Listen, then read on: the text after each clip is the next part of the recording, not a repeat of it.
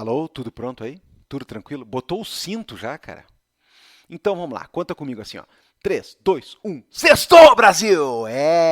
A parte no ar, ele mesmo, não falha nunca. Gabriel Divan no microfone trazendo para você as novidades, as quentes, as barbadas do mundo jurídico, do universo das leis, dos tribunais, dos julgamentos, da Câmara dos Deputados. Hoje tem Câmara dos Deputados. Pois é, trazendo daquela maneira que é fácil, que é rápida, que é ligeira, que é sem trololó, que é sem Enrolation Society, que é para você entender. Tá entendendo? Tá ouvindo? Tá prestando atenção? Então, olha só, você que não é da área jurídica, a minha missão aqui é fazer você entender. Você que é da área jurídica, também, né? Sinta-se à vontade também, não estou querendo excluir ninguém. Pelo contrário, mas você, eu falo diretamente com você, que eventualmente vê essas notícias, essas informações sobre decisões monocráticas, sobre destaques em votos, sobre acórdãos, embargos de declaração, embargos infringentes e não sabe nada, pois bem.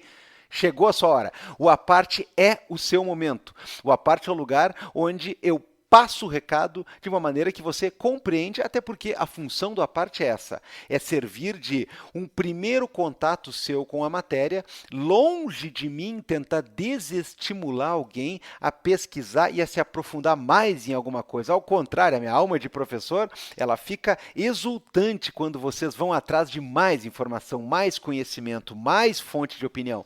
Mas aqui a gente faz aquele fast food, né, aquele briefing para começar a sua sexta-feira de vez em quando com alguma questão ali na pontinha da língua para já sair comentando com a galera. Então aqui, ó, o seguinte, andei lendo sobre a nova proposta da criação do marco de combate ao crime organizado brasileiro e tenho a dizer que Antônio Carlos, você é engenheiro civil. Sim, sim, mas eu fiz uma pesquisa e pude concluir que existem alguns pontos interessantes aqui. Oh, como o cara sabe? Pois é.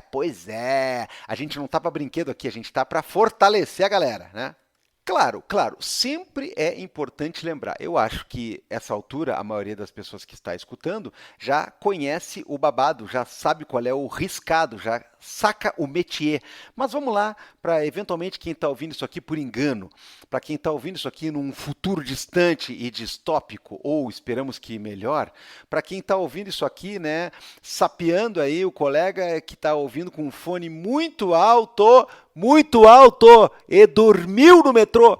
E a galera ao teu redor tá ouvindo. Ou para você que deixou cair o celular, ele picou 3 vezes no chão lá e apareceu tocando esse negócio estranho aqui, você nem sabe como, numa modalidade meio espírita.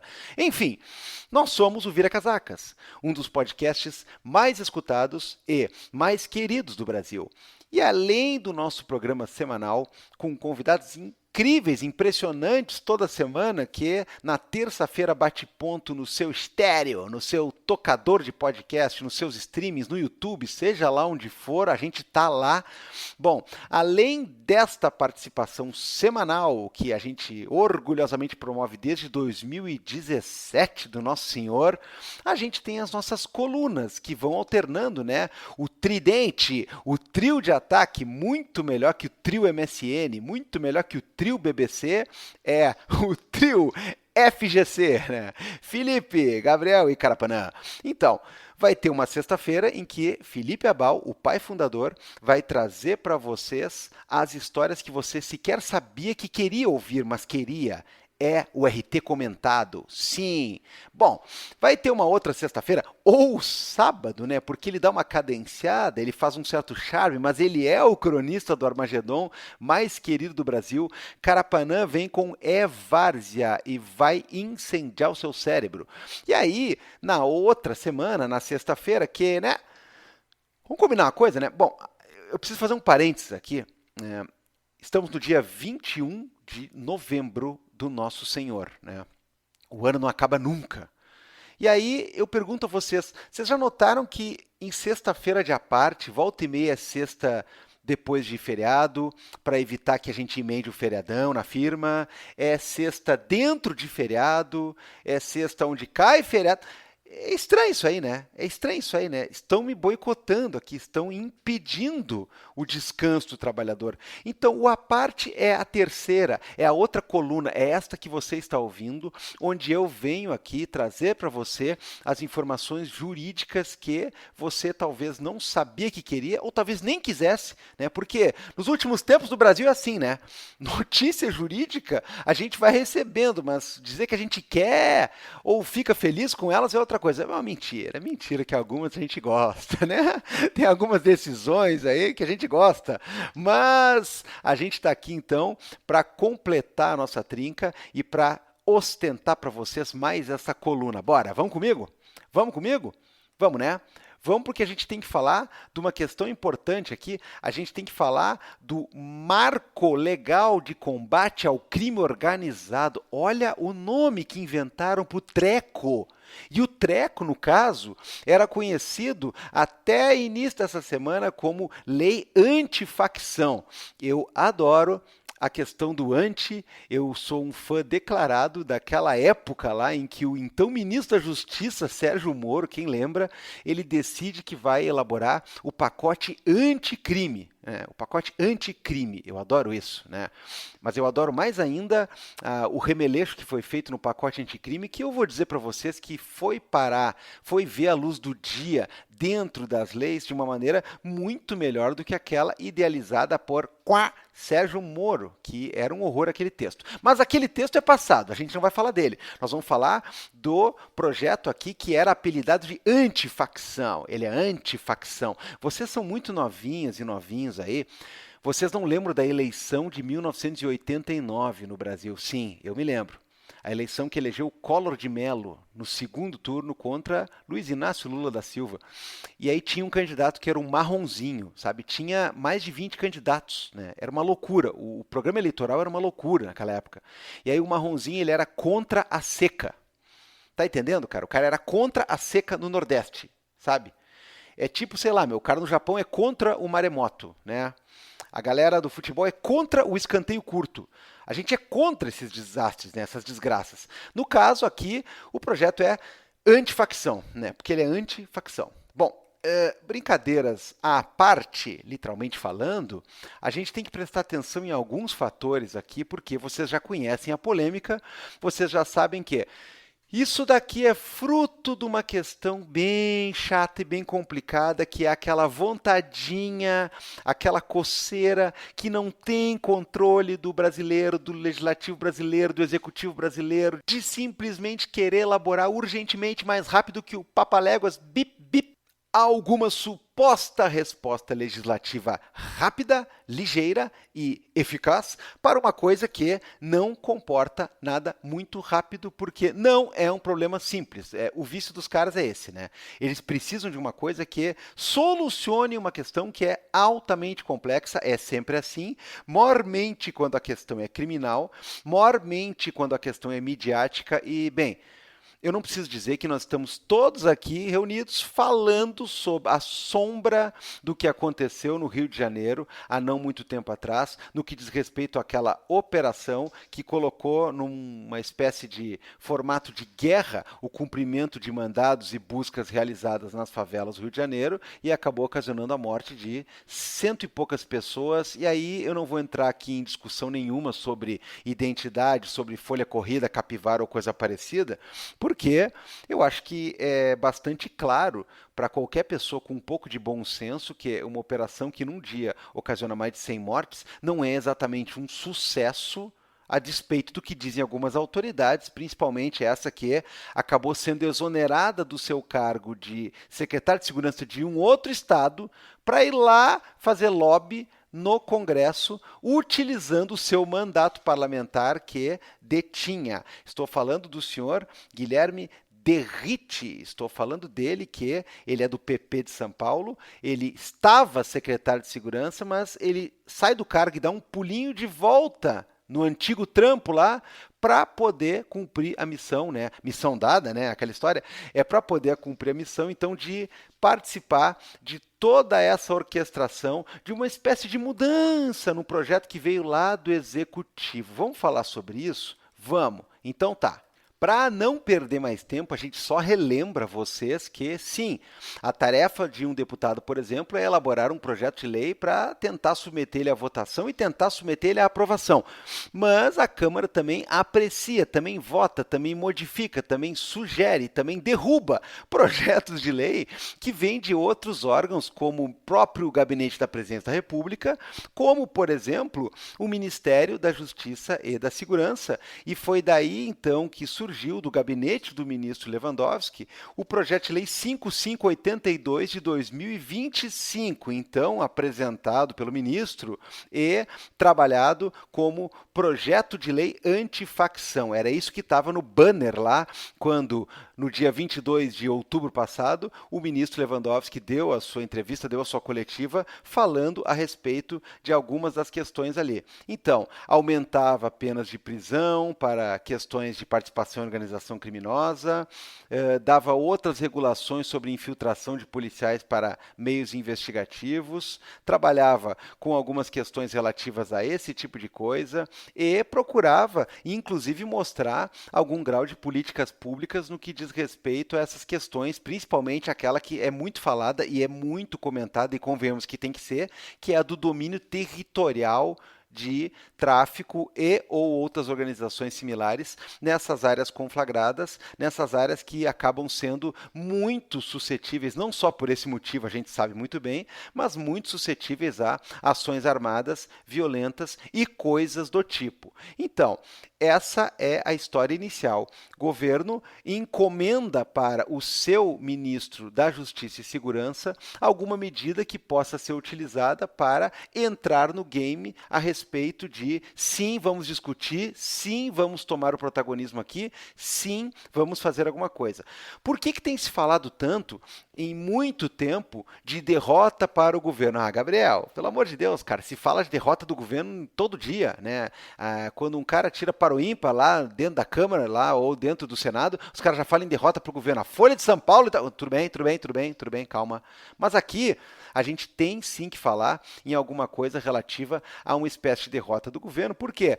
Porque ao ser submetido à Câmara dos Deputados para apreciação, a gente teve, Hugo Mota, hein? Hugo Mota. A gente teve a nomeação de Guilherme Derrite, do PP de São Paulo. A gente sabe então, né? O cara que ele estava pegando D, né? Ele estava atacando D, secretário de Segurança em São Paulo. Aí ele é exonerado, assim, aquela exoneraçãozinha, tipo assim, vai lá, meu querido, faz o teu nome, e ele volta a ocupar o seu cargo parlamentar na Câmara dos Deputados, com a missão de ir lá orquestrar algumas mudanças no que diz respeito a este projeto. Bom, nomeado relator do projeto, o sujeito resolve simplesmente que ele vai ser o grande protagonista.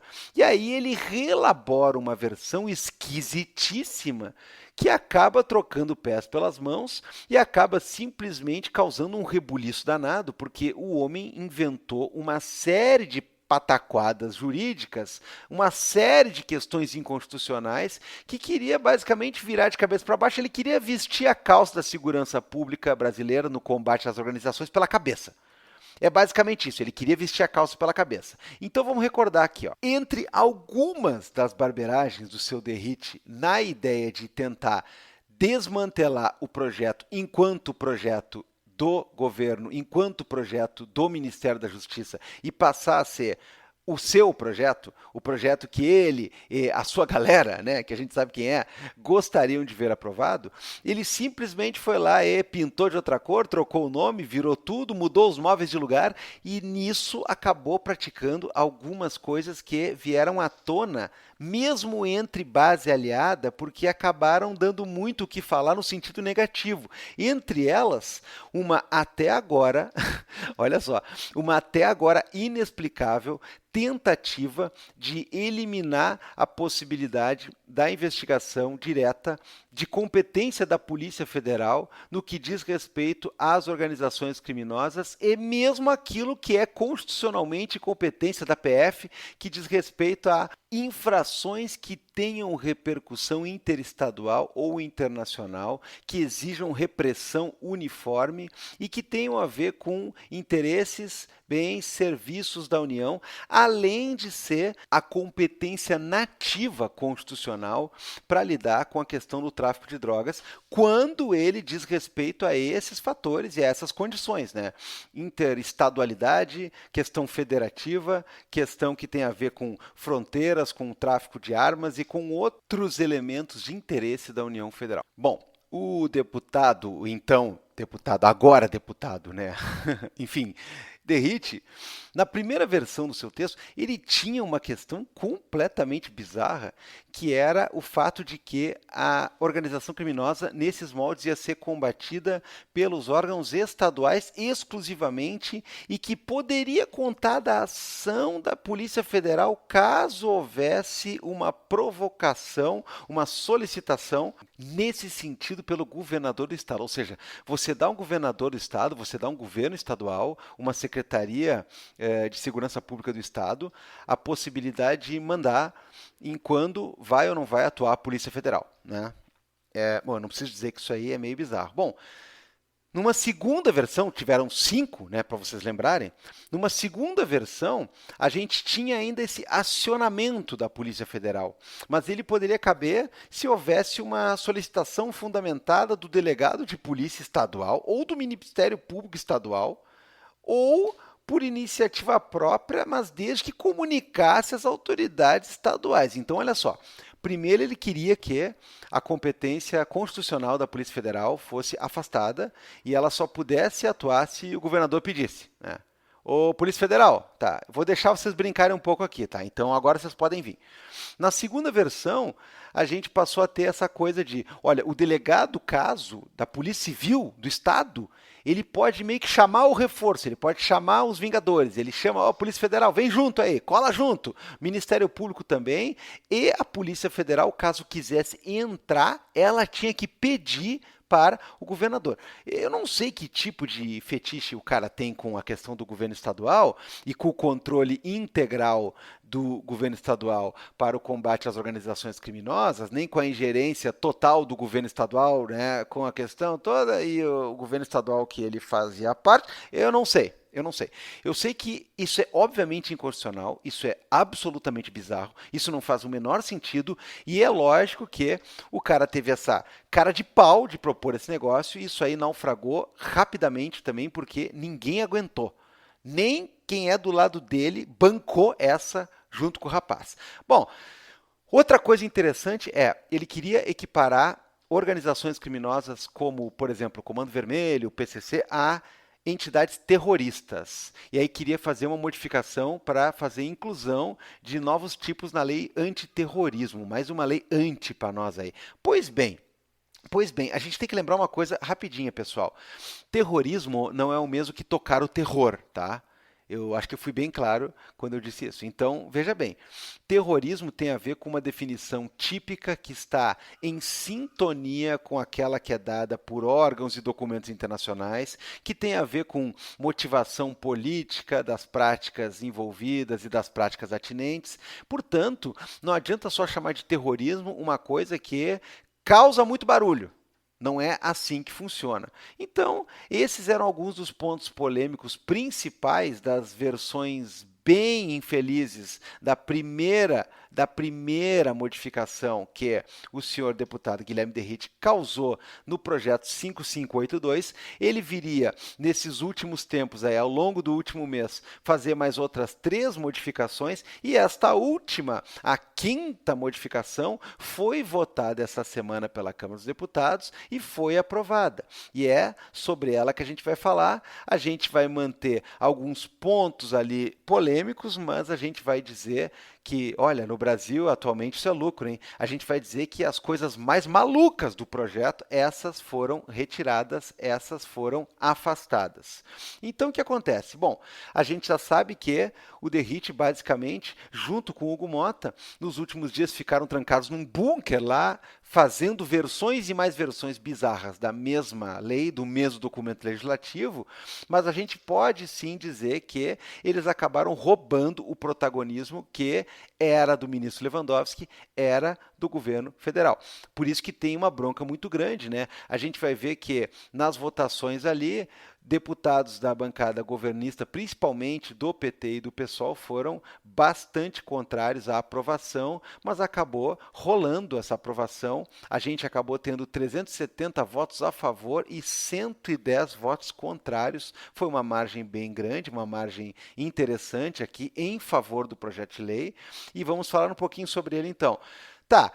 O que nós temos aqui em relação a este projeto de lei, o chamado projeto antifacção, que agora passa a ser apelidado de Marco Legal do Combate ao Crime Organizado Ultraviolento no Brasil, né? Para além de uma questão que é uma das mais chamativas aqui do projeto, que envolve esse termo, eu tinha esquecido que o nome oficial dele tem o predicado ultraviolento. Então, não é só o marco legal do combate ao crime organizado, é o crime organizado ultraviolento no Brasil. Ultraviolence, né? Você escolhe aí se você prefere o livro do Burgess, o filme do Kubrick ou o disco da Lana. Bom, o que acontece aqui? A gente já tem de cara uma mudança bastante significativa. Por quê? Porque o projeto, vamos chamar de projeto Lewandowski, tá? Para não ficar com essa história de projeto antifacção, projeto sei que, antifacção versão 1, antifacção 2, marco legal, ultra, vai, não. O projeto Lewandowski, o projeto inicial, ele era um projeto mais ou menos, assim se pode dizer, normal no sentido da sua formatação, porque ele apresentava motivações, ele apresentava o tema daquilo que ele queria abordar e ele ia para dentro da legislação mencionando as leis que iam sofrer mudanças e dispondo as alterações. Para você que não está acostumado com isso, eu vou explicar uma coisa. Tem a Lei X, tá? Aí vem um projeto de lei que muda a Lei X e coloca nela os caracteres ABC, ao invés dos caracteres 1, 2, 3. Se essa mudança for aprovada, você vai abrir ano que vem a Lei X e lá vai estar ABC onde estava 1, 2, 3. Então vai haver uma espécie de transplante de conteúdo, né? Não é necessariamente você ver a outra lei passando por cima da anterior, isso acontece também. Mas nesses casos aqui de proposta emergencial, modificativa, o normal é a proposta vir com sugestões de modificações que vão parar no lugar daqueles dispositivos que já se encontram lá. Então, a proposta Lewandowski era uma proposta, e você consegue achar ele, se você vai colocar lá no site da Câmara e vai botar Projeto de Lei 5582 de 2025, vai ter o inteiro teor e vai ser o inteiro teor proposto na primeira versão.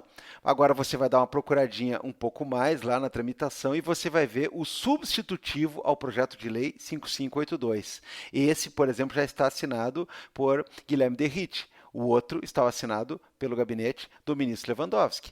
E aí, qual é a diferença aqui? Bom, a diferença é gritante, por quê? Porque no projeto Derrite, vamos chamar assim, né? Projeto Derrite e projeto Lewandowski. O que acontece? Ele faz uma espécie de adequação de um outro formato. Como eu disse, ele é uma lei que institui o marco legal do combate ao crime organizado, entre parênteses, ultraviolento no Brasil. Então, ele também, o projeto Derrite, prevê alteração no Código Penal, no Código de Processo Penal, na Lei de Combate ao Crime Organizado de 2013. Isso aí continua. Mas ele tem aqui um caráter de uma espécie de personalidade própria. Ele tem uma espécie de destaque próprio, ele quer ter um brilho próprio, na medida em que ele começa assim, ó. A gente vai olhar lá, então, o substitutivo e ele vai estar disposto da seguinte maneira. Diz assim, artigo 1º. Esta lei institui o marco legal do combate ao crime organizado ultraviolento no Brasil para definir e punir condutas praticadas por organizações criminosas paramilitares ou milícias privadas que, mediante violência ou grave ameaça, atentem contra a paz pública, segurança da coletividade ou funcionamento de instituições públicas ou privadas. Ou seja, poderia ser só um projeto de lei que diz assim, este projeto modifica as leis A, B, C, D, F, G, beleza. Não. Ele já sai dando uma definição própria quanto à sua instituição e, mais importante, ele já começa com um título 1, onde diz assim, dos crimes praticados por organização criminosa ultraviolenta, milícia privada ou grupo paramilitar. E aí a gente percebe que ele não vai só causar modificação, por exemplo, na lei da criminalidade organizada, na 12.850. Não, ele vai criar um novo conceito de um tipo de crime organizado diferenciado. Já está no artigo 2 aqui, aquele que é o principal conceito da lei, que é o domínio social estruturado. Então, constitui crime, independentemente de suas razões ou motivações, a prática por membro de organização criminosa ultraviolenta, paramilitar ou milícia privada de conduta tendentes a utilizar violência ou grave ameaça para intimidar, coagir, constranger a população ou agentes públicos com o propósito de impor ou exercer controle, domínio ou influência total ou parcial sobre áreas geográficas, comunidades ou territórios. Empregar ou ameaçar por meio de utilização de armas de fogo, explosivos, gases tóxicos, venenos, agentes biológicos, químicos ou nucleares, meu Deus, expondo a perigo à paz e à incolumidade pública. Restringir, limitar, obstaculizar ou dificultar, ainda que de modo temporário, a livre circulação de pessoas, bens, serviços públicos ou privados, sem motivação legítima reconhecida pelo ordenamento. Impedir, dificultar, obstruir, criar embaraço à atuação das forças de segurança.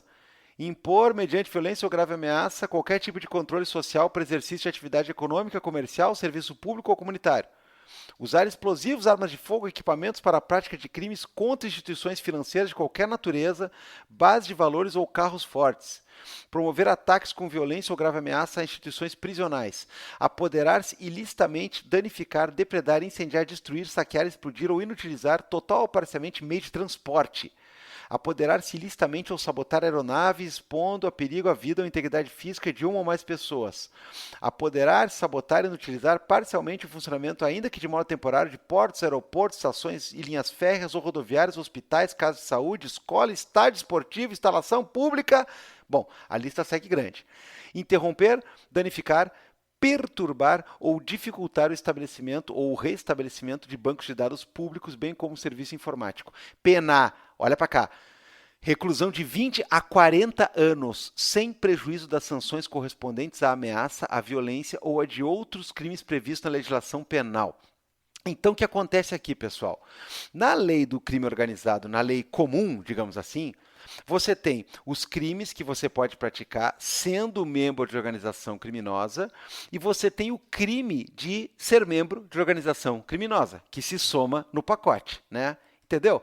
Então, aqui nós temos esse conceito agora, domínio social estruturado, ou seja, essas 11 coisas, ou esses 11 conjuntos de coisas bem extensos que eu acabei de ler, eles compõem o chamado domínio social estruturado. Então, para além daquilo que eventualmente você causar também em termos de prática criminosa que possa ser imputado, você tem a pena de 20 a 40 anos, ela bate no teto máximo da possibilidade abstrata de pena que a gente tem no nosso ordenamento, para caso você seja parte das organizações ultraviolentas que eventualmente se enquadram nesse tipo de circunstância.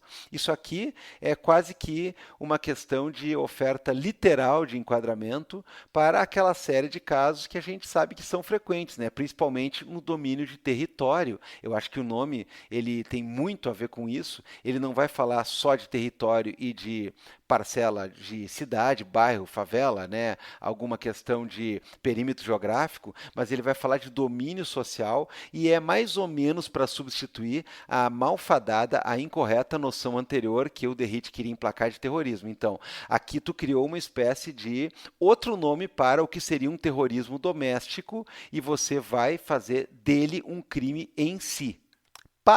Para esse domínio social estruturado, a gente ainda tem uma causa de aumento de pena, que pode ser da metade a 2/3. Se o agente exercer comando ou liderança individual ou coletiva da organização criminosa ultraviolenta, paramilitar ou milícia privada, mesmo que não tenha praticado pessoalmente atos materiais de execução. Se o agente, de qualquer forma, promover ou levantar fundos, bens e direitos, valores, serviços ou informações para o financiamento total ou parcial das condutas previstas aqui, As condutas previstas nos incisos do caput forem praticadas com emprego de violência ou grave ameaça contra membro do Poder Judiciário ou do Ministério Público ou de agentes das Forças de Segurança. E aí tem também aqui criança, adolescente, idoso, pessoa com deficiência ou qualquer pessoa em situação de vulnerabilidade. Se houver conexão com outras organizações criminosas ultraviolentas, né? Ou seja, se tiver a dobradinha aqui, a gente também vai estar em curso nessas penas e vai poder aumentá-las de metade até 2/3. Se houver concurso de funcionário público, valendo-se da organização criminosa ultraviolenta, se houver infiltração no setor público, se houver emprego de arma de fogo de uso restrito ou proibido, se o agente recrutar, atrair, convidar, induzir, coagir, permitir ou consentir que criança ou adolescente integre ou auxilie esses destacamentos, se as circunstâncias do fato evidenciarem a existência de relações transnacionais, se tiver emprego de drone, veículo aéreo não tripulado, sistema de vigilância eletrônica sofisticada, equipamento de contra-inteligência, tecnologias de interferência comunicacional, programas de criptografia avançada ou qualquer recurso tecnológico similar, tá? Bom, então veja bem, a gente tem aqui uma série de condições que fazem com que a estrela do projeto aqui, que é o conceito de domínio social estruturado, que por si só pode levar, repito, uma pena de 20 a 40, possa ser aumentado de metade até 2/3. Então, olha só, a gente já tem uma pena aqui que vai extrapolar, tecnicamente, aquela que a gente teria até então como máximo colocado em uma possibilidade que está atrelada a, ou estava atrelada a, o feminicídio no Código Penal. Claro, a gente tem aqui uma questão importante, né, pessoal? A pessoa não pode ficar mais que 40 anos presa, trancafiada, mas ela pode muito bem ser condenada a uma pena que extrapola em 1000% isso daí, e aí a gente vai calcular benefícios, outras possibilidades com base no tempo de pena e não necessariamente no tempo em que ela pode permanecer presa. Então a gente está inflando aqui a possibilidade de uma pena atingir um patamar, mas é claro, não significa necessariamente aqui que o cara vai pegar uma elevação à metade e vai ficar 60 anos preso, né? Não, nós vamos calcular os quesitos de cumprimento de pena dele a partir da pena final, mas não é o tempo de pena que a pessoa pode permanecer. Bom, mais uma coisa aqui, né? Se a gente tiver envolvimento da criminalidade ultraviolenta, paramilitar ou milícia privada, né? Isso aqui é uma trinca que vem junto a todo momento no texto, a gente vai ter crimes que passam a ser tratados como se fossem hediondos. E aí eles vão estar insuscetíveis de anistia, graça ou indulto, insuscetível de liberdade provisória com fiança e insuscetível de livramento condicional, que é aquela soltura já no final do cumprimento da pena para permitir a reinserção social. Aqui também nós temos, né, no finalzinho desse artigo, a questão de que as pessoas condenadas por esses crimes aqui, que tiverem esse envolvimento com o domínio social estruturado, elas vão ser obrigatoriamente conduzidas para cumprir pena e ou custódia, pode ser a prisão preventiva também, em estabelecimento penal federal de segurança máxima. Então, a gente vai ter aqui um destino específico para essa galera. Depois vai ter também o crime de favorecimento ao domínio social estruturado, ou seja, quando tu promove ou funda organização criminosa, ou adere a ela, ou apoia de qualquer forma. Olha que texto perigoso esse aqui, que texto amplo, hein, rapaziada? Dar abrigo ou guarida ou auxiliar quem tenha praticado ou esteja em via de praticar ato previsto no artigo anterior, outro artigo bem aberto, bem complicado, distribuir ou tomar disponível ao público material que contenha mensagem com intenção de incitar outrem. Cara, o artigo 3º aqui tá forte, hein? Adquirir, importar, exportar, preparar, produzir ou manter em depósito material explosivo ou arma de fogo para a prática do ato previsto no artigo anterior. Olha, eu acho que esse aqui meio que já se confunde com aquilo que está definido lá em cima, mas tudo bem. Utilizar local ou bem de qualquer natureza que tem propriedade, posse ou administração da organização, fornecer informações em apoio à organização ultraviolenta, alegar falsamente pertencer à organização criminosa, paramilitar ou milícia que pratique os atos do artigo anterior com o fim de obter qualquer tipo de vantagem ou intimidar terceiros. Cara, a pena para isso aqui é 12 a 20 anos, velho. Esse artigo aqui é bastante problemático. É aquele tipo de artigo que parece assim que endureceu contra eles, né? Mas, cara, tá cheio de questão aqui. Olha, fico curioso para ver como é que vai ser o debate no Senado a respeito desse texto aqui e, eventualmente, como é que vai ser o debate no Supremo depois, porque, olha, tem muita coisa aqui que vai bater não só em competência de Supremo para lidar com constitucionalidade, mas na própria questão, né, de interpretar e aplicar, né, lei federal e modificar ditame penal do Código com o próprio STJ, porque assim, ó, bem sinceramente, né, a questão constitucional aqui, ela, de certo modo, ela senta em cima da matéria, porque a gente está falando de uma questão de legalidade penal, né, cara? Princípio constitucional, e a gente está falando de a questão de tipos penais não serem possíveis de serem abertos a ponto de ficar gerando enquadramentos meio a qualquer preço, de qualquer maneira. Então aqui a gente tem que abrir o olho com o artigo 3º, porque o artigo 2º ele tem algumas questões para debater, mas ele é duríssimo, num certo sentido, em criar um tipo penal novo. Agora, esse terceiro aqui, ele está basicamente criando condutas acessórias de uma maneira, digamos assim, desleixada, né? A forma como foi escrito aqui.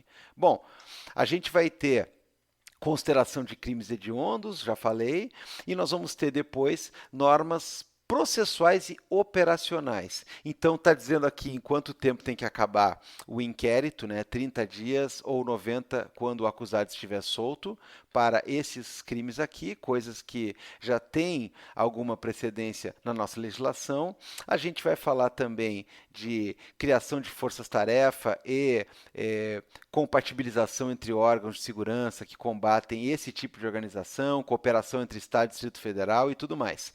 Ele vai ter aqui um capítulo, assim como tinha no projeto Lewandowski, que vai falar bastante dessa questão de bloqueio e indisponibilidade de bens, suspensão, limitação ou proibição de atividades econômicas de entidades, bloqueio cautelar de acesso ao sistema financeiro, proibição e emissão de uso de instrumento de crédito, comunicação com órgãos como Bacen, como CVM, Superintendência de Seguros Privados, de atividades como essa, suspensão de serviço público e privado dos integrantes, afastamento cautelar do cargo, do emprego ou função pelo tempo que durar a investigação, proibição de sair do território nacional, comunicação à junta comercial e cartório de registro de imóveis, idoneidade cautelar para contratar com o poder público, suspensa também, e uma série de medidas que aqui também tem destaque porque elas visam aquela situação de você tentar asfixiar organizacional, administrativa e financeiramente as organizações ultraviolentas aqui. E aqui, é claro, temos uma série de medidas que vão dizer respeito às arrecadações e às possibilidades de apreensão de bens e guarida do poder público sobre esses bens, uma coisa que já existe, uma coisa que não é novidade desta lei, mas que vai ganhar um destaque especial aqui no que diz respeito a modificações em prol daqueles ordenamentos que já estão previstos para situações semelhantes. E isso vai vir numa seção especial aqui do projeto, né, no artigo 11, capítulo 3. Vejam que ele está organizado mais como uma lei independente, como eu já falei, né, e não como aquela lei que vem para dizer onde é que as outras leis têm que ser mudadas, né. Eu repito, ele quer ter o projeto personalidade própria. Então, nessa parte aqui, vai falar a respeito de conversão automática das cautelares de bloqueio, sequestro ou arresto de bens em perda definitiva, em favor, né, do caso do erário público, confisco ampliado de bens incompatíveis com a renda declarada do condenado e nos 5 anos anteriores ao fato criminoso, dissolução compulsória de pessoa jurídica, liquidação judicial definitiva de bens, direitos e participações societárias. A gente vai ter afetação imediata de bens móveis e imóveis apreendidos para órgãos de segurança pública, proibição definitiva de contratar com o poder público, isso depois da condenação, né? Cancelamento de autorizações de registro ou licenças emitido por órgão público, responsabilidade solidária e sucessória de sócios administradores, herdeiros e interpostas pessoas que tenham se beneficiado direto ou indiretamente dos bens e valores da origem ilícita. Comunicação automática, aqueles órgãos que a gente já falou, né? Os órgãos financeiros e juntas comerciais para bloqueio de registros e contas e tudo mais. Comunicação automática e obrigatória a cartórios. Publicação resumida de sentenças condenatórias e de decisões de perdimento em cadastro público e algumas outras medidas nessa questão.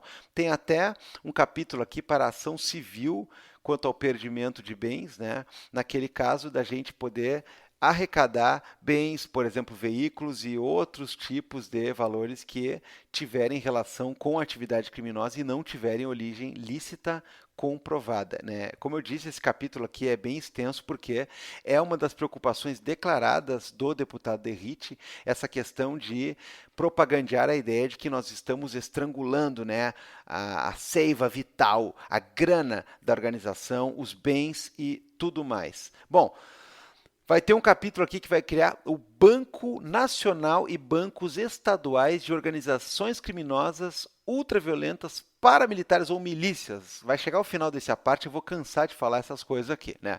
Mas enfim, a gente vai ter então o Instituto do Banco Nacional de Organizações Criminosas, que vai ser regulamentado por ato do Poder Executivo em até 180 dias. Então, esse banco vai ter por finalidade identificar, registrar, manter base de dados unificadas sobre pessoas físicas e jurídicas, integrantes, colaboradoras ou financiadoras de organizações criminosas. Grupos paramilitares ou milícias.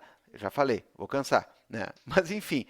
Então, isso aqui, pessoal, é uma medida que ela se assemelha ao que já existe, né? Que é o Banco Nacional de Perfis Genéticos, alimentado por bancos ou centrais de perícias que fazem essas coletas, e tem a previsão, que ainda não está bem instituída, da criação de bancos de dados biométricos. Aqui tomaram emprestado a ideia e vai ter um banco de dados de informações que vai ser alimentado também por bancos de dados estaduais de informações sobre organizações, pessoas integrantes, pessoas jurídicas que têm relação e tudo mais. Querem fazer o cadastrão da organização criminosa ultraviolenta, etc, etc. A gente tem aqui uma série de questões em disposições finais que aí sim vão ser mais parecidas, né, com o projeto Lewandowski e com aquilo que eu chamo de projeto de lei normal, porque ela vai pegar crimes e circunstâncias que já existem e vai aplicar modificações onde vai mandar colocar, vai mandar substituir, vai mandar aduzir algumas coisas lá. Então, ó, no artigo 31, por exemplo, diz: aplicam-se aos crimes previstos na lei o que couber os instrumentos de investigação e meios de obtenção de provas previstos na Lei 12.850. Ou seja, ela está dizendo que cabe para essa aqui aquilo que está previsto como meio investigativo na Lei de Organização Criminosa normal, tá? Não na ultraviolenta. Então, a colaboração premiada, que todo mundo já conhece, né? Alguns outros métodos que estão lá previstos vão caber para esta lei aqui e seus crimes. Ó, se o crime de homicídio doloso é cometido por integrante da organização criminosa ultraviolenta, grupo paramilitar ou milícia privada, no contexto da atuação ou para a consecução de condutas previstas no artigo 2 dessa lei, a pena é de reclusão de 20 a 40 anos. Então, ele está dizendo o quê? Sabe o homicídio aquele? Pois é, se o contexto em que ele for praticado é o que tem a ver com essa descrição aqui da lei, a pena não é a do homicídio do Código, a pena é 20 a 40, conforme aqui está. 20 a 40 também é a pena que passa a ser para lesão corporal com o resultado morte, quando for praticada no contexto da atuação ou para a consecução das condutas previstas. Reclusão de 6 a 15 se for lesão grave ou 12 a 20 se for gravíssimo. Então, estão botando aqui uma espécie de parâmetro 20-40 para turbinar as penas dos crimes quando eles tiverem relação com os fatores que eu acabei de ler com vocês aqui, em maioria. Aí vai ter alguns outros crimes aqui, ó, ameaçar alguém por palavra, escrito ou gesto, ou qualquer outro meio simbólico de causar mal injusto, no contexto de atuação ou para a consecução das condutas previstas na questão do domínio social que a gente leu.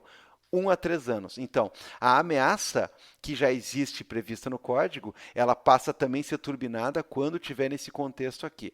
Bom, vai ter uma série de crimes aqui, por exemplo, o latrocínio, o 157, parágrafo 3º, né?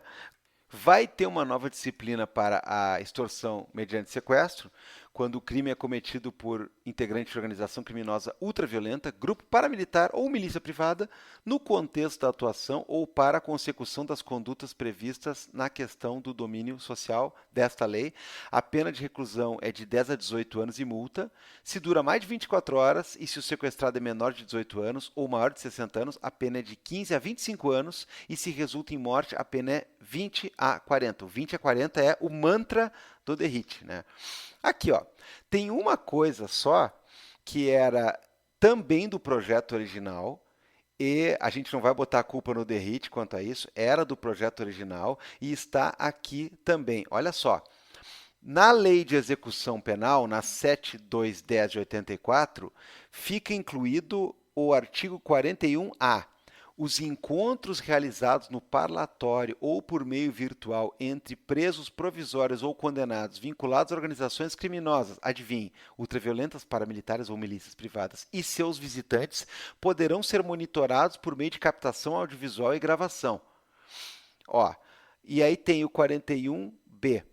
Observado o disposto no 41A, parágrafo 2, que fala dos estabelecimentos de segurança máxima federais, o conteúdo das comunicações monitoradas entre advogado e cliente, rapaz, autorizadas quando houver razões fundadas de conluio criminoso reconhecidas judicialmente, será submetido à análise exclusiva do juízo competente para o controle da legalidade da investigação, distinto daquele responsável pela instrução e pelo julgamento da ação penal.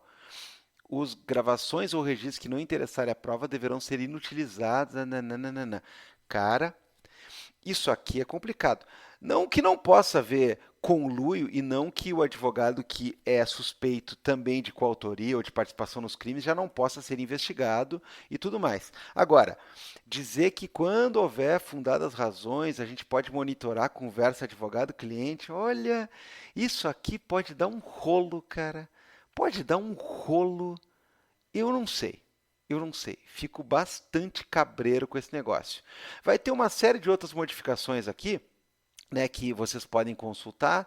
Algumas questões que vão mudar textos de artigos específicos, né? Eu não estou aqui para ler tudo, até porque a gente tem que esperar como é que fica a questão da apreciação disso no Senado e, como eu disse, né, certamente vai vir questionamento judicial, certamente vai acontecer de, num futuro não muito distante, o STF trabalhar em relação a algumas coisas aqui, mas vocês já entenderam, né?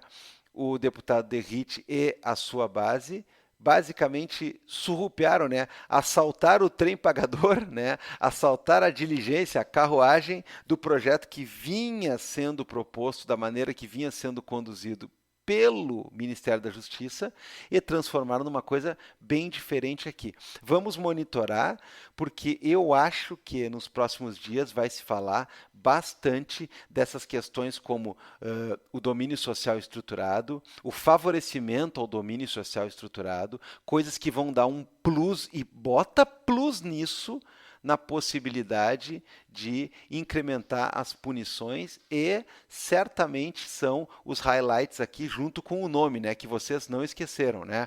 Organização criminosa ultraviolenta, paramilitar ou milícia privada. Bom, já falei demais para uma sexta-feira. A gente se vê logo em breve no Vira Casacas ou na próxima coluna do A Parte ou por aí. Tô na área. Se derrubar é pênalti.